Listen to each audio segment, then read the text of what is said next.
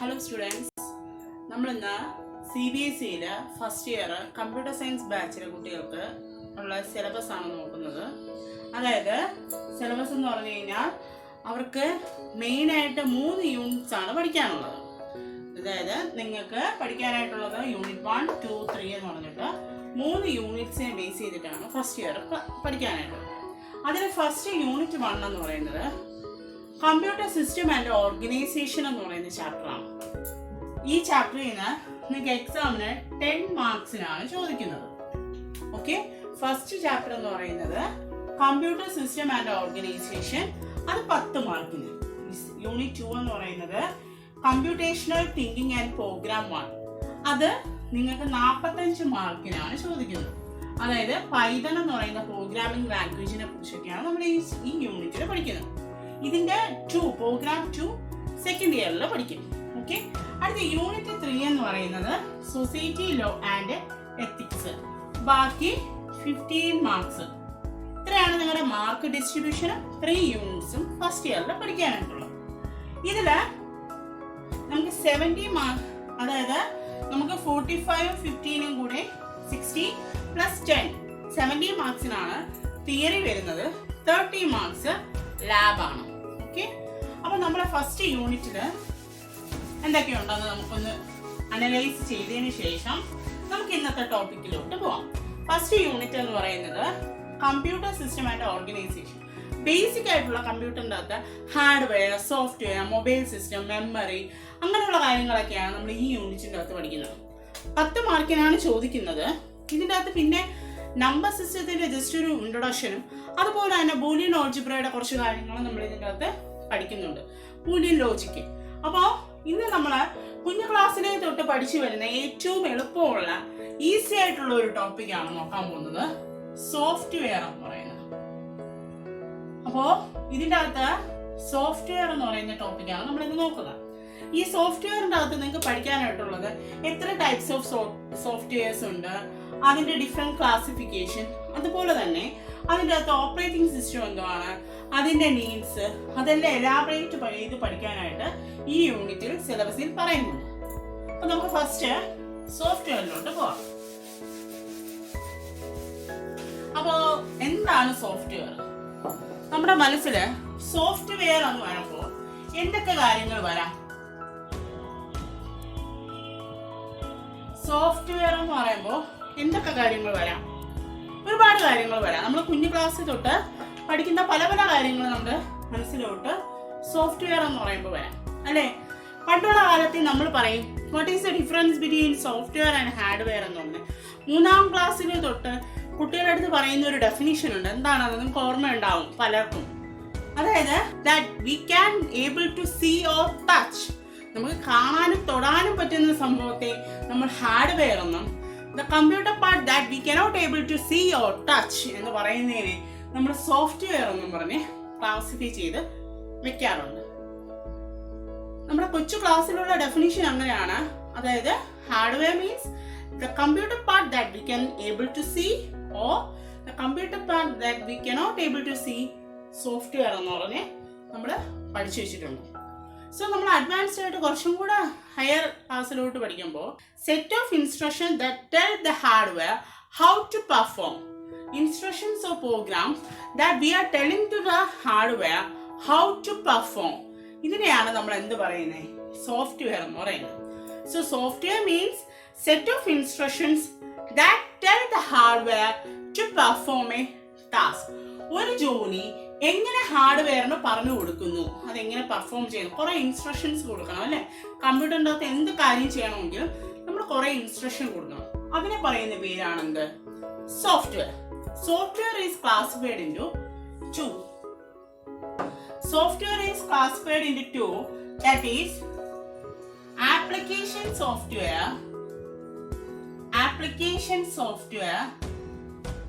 and system software.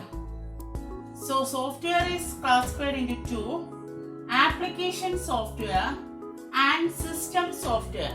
അപ്പോൾ സോഫ്റ്റ്വെയറിനെ നമ്മൾ രണ്ടായിട്ട് ക്ലാസിഫൈ ചെയ്യുന്നുണ്ട്, application software and system software.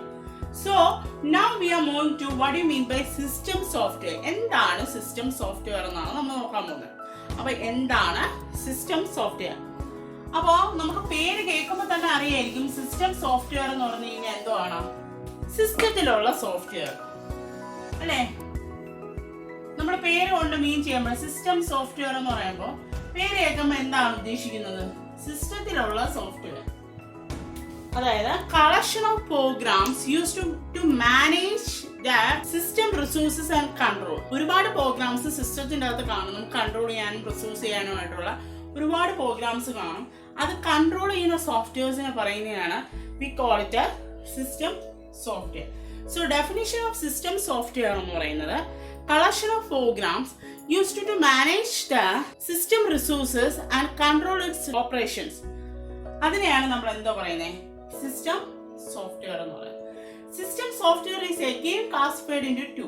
അതാണ് ഞാൻ നേരത്തെ എഴുതിയ സിസ്റ്റം സോഫ്റ്റ്വെയർ രണ്ടായിട്ട് ക്ലാസിഫൈ ചെയ്യുന്നു, operating system and language processor. അപ്പോ സിസ്റ്റം സോഫ്റ്റ്വെയറിനെ രണ്ടായിട്ട് ക്ലാസിഫൈ ചെയ്യുന്നു, language processor and operating system. Okay, അപ്പൊ നമ്മൾ ഇത്രയും പറഞ്ഞതേ ഉള്ളൂ. സോഫ്റ്റ്വെയർ എന്താണ്? സോഫ്റ്റ്വെയർ രണ്ടായിട്ട് ക്ലാസിഫൈ ചെയ്യുന്നു, application software and system software. System software എന്താണ്? അങ്ങനെ again classified into operating system and language processor. ഇതിൽ ഓപ്പറേറ്റിംഗ് സിസ്റ്റം ആണ് നമുക്ക് ഡീറ്റെയിൽ ആയിട്ട് പഠിക്കാനുള്ളത്. അപ്പൊ എന്താണ് ഓപ്പറേറ്റിംഗ് സിസ്റ്റം?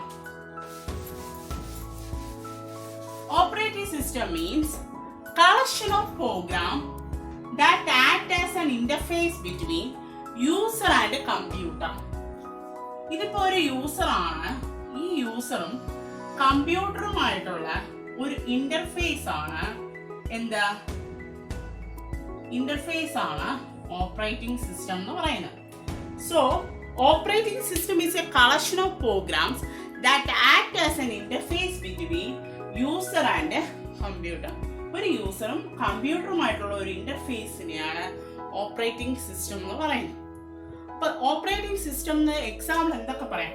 നമ്മുടെ ലേറ്റസ്റ്റ് ആയിട്ട് യൂസ് ചെയ്യുന്ന പലതരത്തിലുള്ള ഓപ്പറേറ്റിംഗ് സിസ്റ്റംസ് ഉണ്ട്. വിൻഡോസ് XP അറിയാം, 7, വിസ്റ്റ, ലിനക്സ്, ഉബുണ്ടു, ഇതെല്ലാം എന്താണ് ഓപ്പറേറ്റിംഗ് സിസ്റ്റമാണ്. So these are the important operating systems we are using. Then ഈ ഓപ്പറേറ്റിംഗ് സിസ്റ്റത്തിന്റെ മെയിൻ ആയിട്ട് എന്തൊക്കെ ഫങ്ഷൻസ് ഉണ്ട്? ഓപ്പറേറ്റിംഗ് സിസ്റ്റത്തിന് മെയിൻ ആയിട്ട് എന്തൊക്കെ ഫങ്ഷൻസ് ഉണ്ട്? First function process management. First operating സിസ്റ്റത്തിന്റെ ഫങ്ഷൻ ആണ് പ്രോസസ് മാനേജ്മെന്റ്. പ്രോസസ് മാനേജ്മെന്റ് എന്ന് പറയുന്നത് it includes allocation and deallocation of processes. അതായത് പ്രോഗ്രാം എക്സിക്യൂട്ട് ചെയ്യുന്ന സമയത്ത് ഏതൊക്കെ പ്രോസസ്സ് ആദ്യം അലോക്കേറ്റ് ചെയ്യണം, പിന്നെ ഡീ അലോക്കേറ്റ് ചെയ്യണം എന്നൊക്കെ തീരുമാനിക്കുന്നത് ഓപ്പറേറ്റിംഗ് സിസ്റ്റമാണ്. So process management means it includes allocation and de-allocation of processes. Processes means programs in execution. Programme execute ചെയ്യുന്ന സമയത്ത് ആദ്യം എന്ത് അലോക്കേറ്റ് ചെയ്യണം, ഡി അലോക്കേറ്റ് ചെയ്യണം എന്നൊക്കെ തീരുമാനിക്കുന്നത് ഓപ്പറേറ്റിംഗ് സിസ്റ്റം.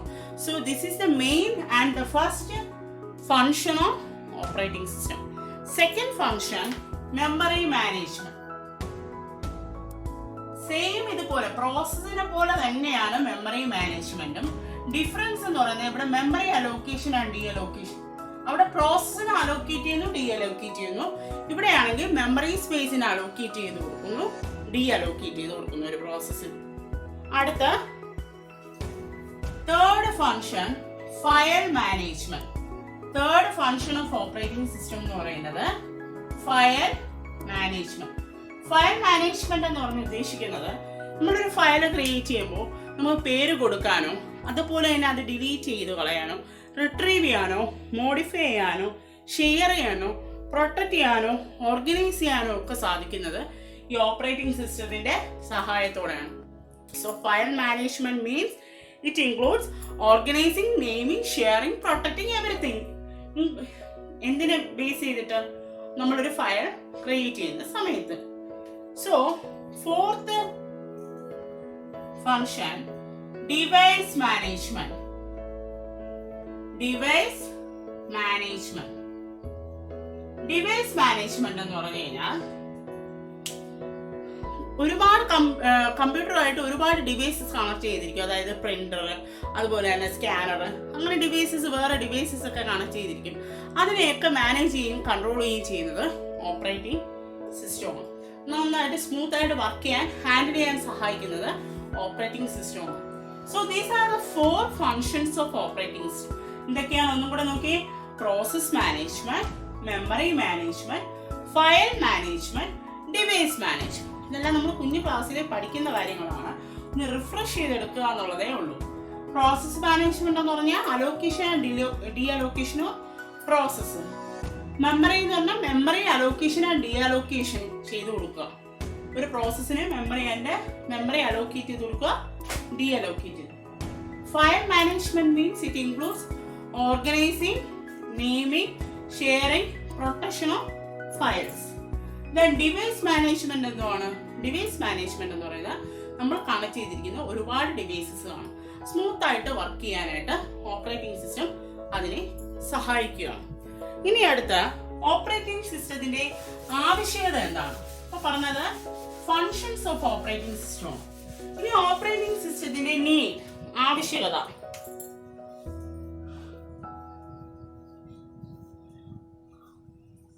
ആവശ്യകത എന്താണ്? നമ്മുടെ സിലബസിൽ പറഞ്ഞിട്ടുണ്ട് നീഡ് ഓഫ് ഓപ്പറേറ്റിംഗ് സിസ്റ്റം എന്ന് പറഞ്ഞ് എടുത്ത്. അപ്പം operating system as a platform for application programme. അതായത് ഇതൊരു പ്ലാറ്റ്ഫോം ആയിട്ട് ആക്ട് ചെയ്യാറുണ്ട്. എന്തിന്? ആപ്ലിക്കേഷൻ പ്രോഗ്രാംസിന് വേണ്ടി. ആപ്ലിക്കേഷൻ പ്രോഗ്രാംസ് എന്ന് പറഞ്ഞു കഴിഞ്ഞാൽ പർട്ടിക്കുലർ യൂസിന് വേണ്ടി നമ്മുടെ സിസ്റ്റത്തിന്റെ അകത്ത് നമ്മൾ കുറെ പ്രോഗ്രാംസ് ഇട്ടിട്ടുണ്ടായിരിക്കും. അതായത് ഇപ്പൊ നമ്മൾ പറയുന്ന സിസ്റ്റം സോഫ്റ്റ്വെയർ ആണ്.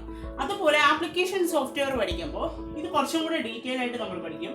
അപ്പോൾ അങ്ങനെയുള്ള ഇപ്പൊ നമ്മൾ ടൈപ്പ് ചെയ്യാൻ വേണ്ടി മൈക്രോസോഫ്റ്റ് വേർഡ് ഇട്ടിട്ടുണ്ട്. അപ്പൊ ആ മൈക്രോസോഫ്റ്റ് വേർഡിന് ഒരു പ്ലാറ്റ്ഫോം ആയിട്ട് ആക്ട് ചെയ്യുന്നത് എന്താണ്? ഓപ്പറേറ്റിംഗ് സിസ്റ്റമാണ്. So operating system act as a platform for application programs. Application പ്രോഗ്രാംസിന് ഒരു പ്ലാറ്റ്ഫോം ആയിട്ട് എന്ത് ആക്ട് ചെയ്യാറുണ്ട്? Operating system. Then second one, managing input output devices. നമ്മൾ സിസ്റ്റവുമായിട്ട് കണക്ട് ചെയ്ത് വെച്ചിരിക്കുന്ന ഇൻപുട്ട് ഔട്ട്പുട്ട് ഡിവൈസസിനെ എല്ലാം കൺട്രോൾ ചെയ്യുന്നത് ഓപ്പറേറ്റിംഗ് സിസ്റ്റമാണ്. Managing input output devices. So this is the second need. Then third, ഇതാണ് രണ്ടെണ്ണം. Operating system act as a platform for application program. Second one, managing input output devices. Third one,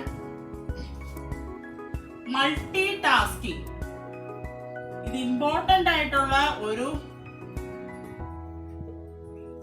നീഡാണ്. Operating system നമുക്ക് provide ചെയ്യുന്ന important ആയിട്ടുള്ള ഒരു കാര്യമാണ് multi tasking. അതായത് നമ്മൾ type ചെയ്യുന്ന സമയത്ത് തന്നെ നമുക്ക് പാട്ട് കേൾക്കാൻ പറ്റും. അതായത് at a time memory share ചെയ്ത് ഒന്നിലധികം പ്രോസസ്സ് എക്സിക്യൂട്ട് ചെയ്യുന്നു. അതിനെയാണ് എന്ത് പറയുന്നത്? Multi tasking. അപ്പൊ ഇതാണ് 3 നീഡ്സ്. എന്തിനാണ് നമുക്ക് ഓപ്പറേറ്റിംഗ് സിസ്റ്റത്തിന്റെ ആവശ്യകത എന്ന് പറയുന്ന 3 കാര്യങ്ങൾ. ഏതൊക്കെയാണ്? Operating system act as a platform for application programme, managing input output devices, third one multi tasking. അപ്പൊ നമ്മളിപ്പോ നോക്കിക്കൊണ്ടിരിക്കുന്നത് സിസ്റ്റം സോഫ്റ്റ്വെയറിലെ ഫസ്റ്റ് ക്ലാസിഫിക്കേഷൻ ആണ് ഓപ്പറേറ്റിംഗ് സിസ്റ്റം. അത് മാത്രമാണ് നമുക്ക് ഡീറ്റെയിൽ ആയിട്ട് പഠിക്കാനുള്ളത്. അതിനുശേഷം സെക്കൻഡ് വൺ നമ്മൾ നോക്കിയത് ലാംഗ്വേജ് പ്രോസസർ ആണ്. Language processor.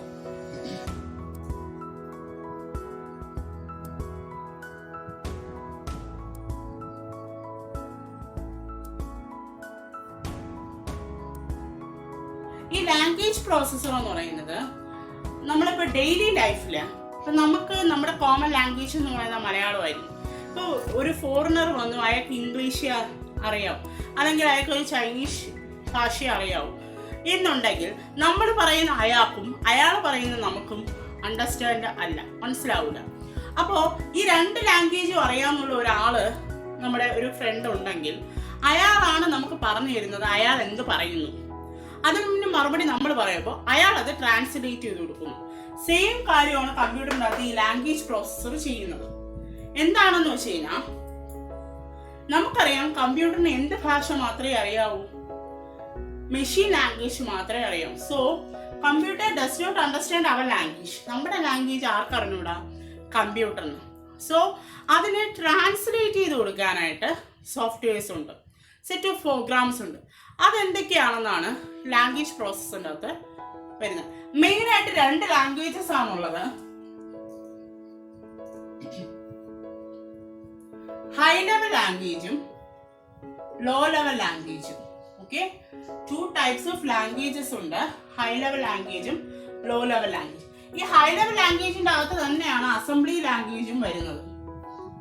അസംബ്ലി ലാംഗ്വേജ് ഇതെല്ലാം നമുക്ക് മനസ്സിലാവുന്ന ലാംഗ്വേജ് ആണ്. പക്ഷെ ലോ ലെവൽ ലാംഗ്വേജ് എന്ന് പറയുന്നത് മെഷീൻ ലാംഗ്വേജ് ആണ്. അതിൽ 0s 1s മാത്രമേ വരുള്ളൂ. അത് കമ്പ്യൂട്ടറിന് അണ്ടർസ്റ്റാൻഡബിൾ ആയിട്ടുള്ള ലാംഗ്വേജ് ആണ് ഈ മെഷീൻ ലാംഗ്വേജ് എന്ന് പറയുന്നത്. സോ നമ്മൾ എന്ത് ലാംഗ്വേജ് എഴുതിയാലും അതിനെ നമുക്ക് ഏതിലോട്ട് കൺവേർട്ട് ചെയ്യണം? മെഷീൻ ലാംഗ്വേജിലോട്ട് കൺവേർട്ട് ചെയ്യണം. So 3 types of language processors ഉണ്ട് നമുക്ക്. നമ്മൾ എന്ത് ലാംഗ്വേജ് എഴുതിയാലും അത് മെഷീൻ ലാംഗ്വേജിലോട്ട് കൺവേർട്ട് ചെയ്യണം. നമുക്ക് 3 ടൈപ്സ് ഓഫ് എന്തുണ്ട്? ലാംഗ്വേജ് പ്രോസസ്സർ ഉണ്ട്. അതില് ഫസ്റ്റ് ആണ് assembler. First one assembler. Assembler എന്ന് പറഞ്ഞു കഴിഞ്ഞാൽ we are converting assembly language to machine language. Assembly ലാംഗ്വേജിനെ മെഷീൻ ലാംഗ്വേജിലോട്ട് കൺവേർട്ട് ചെയ്യുന്നതിന് പറയുന്നതാണ് എന്ത്? അസംബ്ലർ.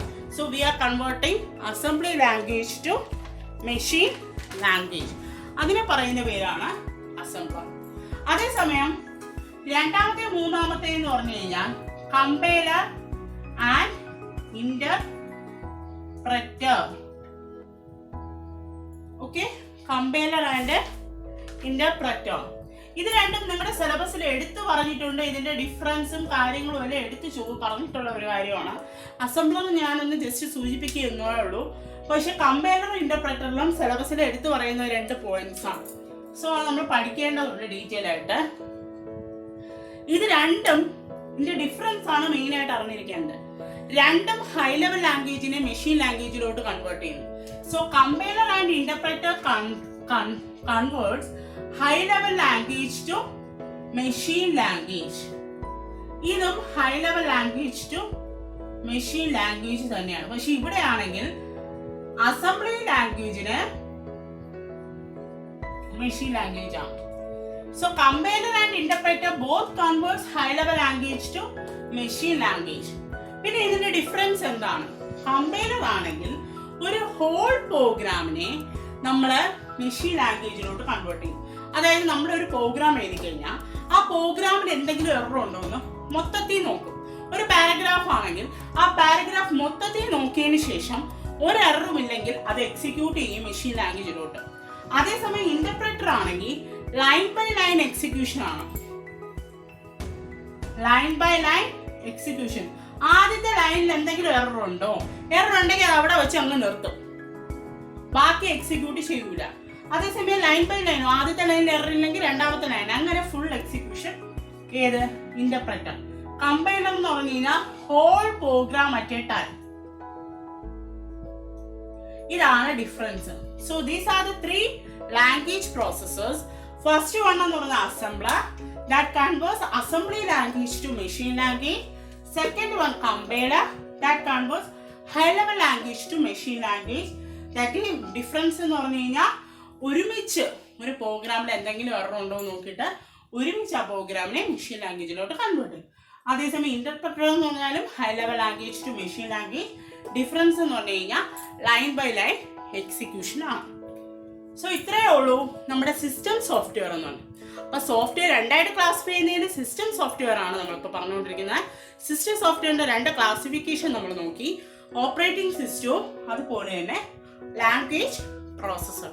ഇനി അടുത്ത് നമുക്ക് നോക്കാനുള്ളത് ആപ്ലിക്കേഷൻ സോഫ്റ്റ്വെയർ ആണ്. അത് ഈസിയാണ്. ഇത്രയും ഡീറ്റെയിൽഡ് സ്റ്റഡി ഇല്ല ആപ്ലിക്കേഷൻ സോഫ്റ്റ്വെയർ. നമുക്ക് ജസ്റ്റ് എന്താണെന്ന് അറിഞ്ഞാൽ മാത്രം മതി. ആപ്ലിക്കേഷൻ സോഫ്റ്റ്വെയർ എന്ന് പറഞ്ഞാൽ developed to execute a particular program. ഒരു പർട്ടിക്കുലർ പ്രോഗ്രാം അല്ലെങ്കിൽ ഒരു പർട്ടിക്കുലർ ആപ്ലിക്കേഷൻ എക്സിക്യൂട്ട് ചെയ്യാൻ വേണ്ടി നമ്മൾ ജനറേറ്റ് ചെയ്യുന്ന സോഫ്റ്റ്വെയർ ആണത് ആപ്ലിക്കേഷൻ. എക്സാമ്പിൾ പറയുകയാണെങ്കിൽ നമ്മൾ ടൈപ്പ് ചെയ്യാൻ വേണ്ടി അല്ലെങ്കിൽ എന്തെങ്കിലും എക്സിക്യൂട്ട് ചെയ്യാൻ വേണ്ടി മൈക്രോസോഫ്റ്റ് ഓഫീസ് ക്രിയേറ്റ് ചെയ്യുന്നുണ്ട്. കാൽക്കുലേഷന് വേണ്ടി Tally.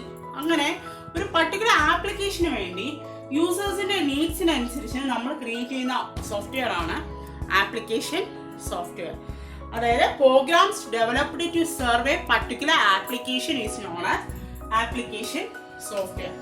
Application software is again classified into 3: package, utilities,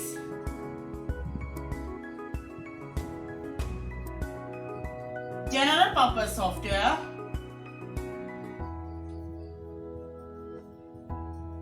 these are the 3 classification of application software. ഈ general purpose software ന്റെ വേറൊരു പേരാണ് specific purpose software.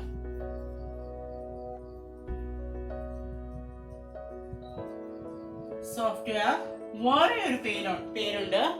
അതിന്റെ പേരാണ് Taylor made software.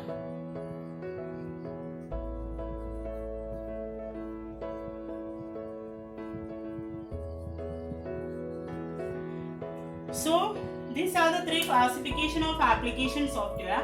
Application software is used to provide ഒരു particular application വേണ്ടി create ചെയ്യുന്നതാണ്. അതിന്റെ 3 ക്ലാസിഫിക്കേഷൻ ആണ്: package, utilities, general purpose softwares അല്ലെങ്കിൽ specific purpose software, tailor made software. Package എന്ന് പറയുന്നത് ഒരു യൂസേഴ്സിന്, അതായത് യൂസേഴ്സിന് വേണ്ടി application software that makes the computer to perform for a particular application. ഒരു പർട്ടിക്കുലർ ആയിട്ടുള്ള ഒരു ആപ്ലിക്കേഷൻ പെർഫോം ചെയ്യാൻ വേണ്ടി നമ്മൾ പ്രൊവൈഡ് ചെയ്യുന്ന സോഫ്റ്റ്വെയർസ് ആണ് പാക്കേജ് എന്ന് പറയുന്നത്. അതായത് നമുക്കറിയാം, ടൈപ്പ് ചെയ്യാനായിട്ട് നമ്മൾ യൂസ് ചെയ്യുന്നതാണ് വേർഡ് പ്രോസസ്സർ. അതൊരു പാക്കേജ് ആണ്.